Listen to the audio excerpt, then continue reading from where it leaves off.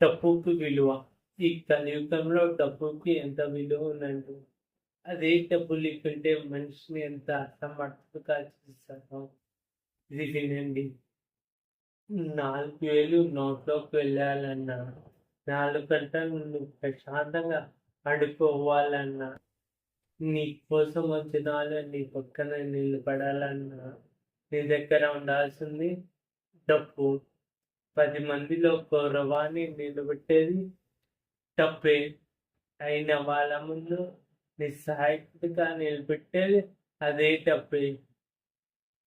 కట్నం తేలేదని భార్యను బానిసలా చూస్తున్న భర్త, ఎక్కువ డబ్బులు సంపాదించడానికి చేతకాని భర్తని లోకువగా చూస్తున్న భార్య, సంపాదించిన డబ్బుని కూడబెట్టేకి చేతకాని తండ్రిని అసమర్థంగా చూస్తున్న బిడ్డలు,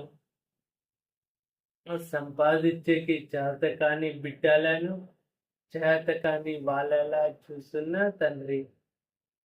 అదే డబ్బు కోసం సంపాదించడానికి ఒక ఆడది తన ఒళ్ళు అమ్ముకోవడానికి కూడా సిద్ధపడుతుంది.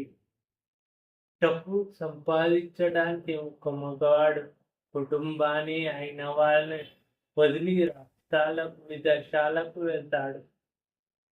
ఆస్తి పంపకాల్లో తేడా వచ్చిందని గొడవ పడి సంవత్సరాల కొద్దీ మాట్లాడుకోరు అన్నదమ్ములు.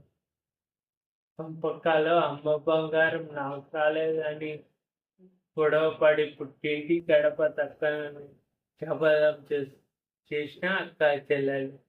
అందుకే డబ్బును గౌరవించండి. మనకి అన్నీ తెలుసు, పోయేటప్పుడు ఏం తీసుకుపోతామంటాం, కానీ పోయాక కూడా మన శవాన్ని మోసుకెళ్ళాలంటే కావాల్సింది అదే డబ్బే. అందుకోసమే ధనం మూలం ఇదం జగత్. పెద్దలు ఊరికే అనలేదు, పైసమే పరమాత్మ హై. మీకు ఎంత వీలైతే అంత కష్టపడి సంపాదించండి. మనిషిగా చూడండి, దాన గుణం పెట్టుకోండి. అంతే, మీకు ఎంత వీలైనా సంపాదించండి. ఇవి పెట్టుకోండి, గుర్తుపెట్టుకోండి ఫ్రెండ్స్. జై శ్రీరామ్.